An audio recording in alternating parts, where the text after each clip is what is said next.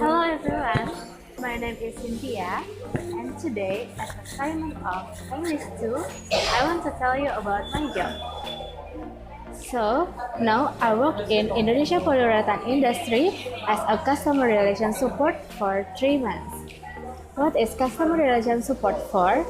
Customer relation support is also called as a customer service. Some companies hire people specifically to manage how the company interacts and communicates with people.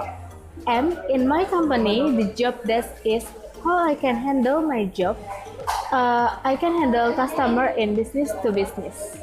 Furthermore, customer relation support has to provide that focus on helping customers to use products and services correctly, efficiently, and effectively.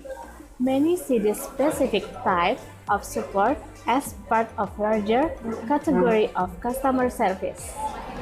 And about my weakness in this job is I never handled customer in business to business. It's like a challenge to me to improve my new skill. But so far I enjoy this job as well. As my strength is I experienced in customer service before. I have a good communication to engage my customer.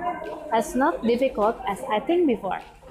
So, this is what I can describe my job to you. I hope you enjoy it. Thank you and see you.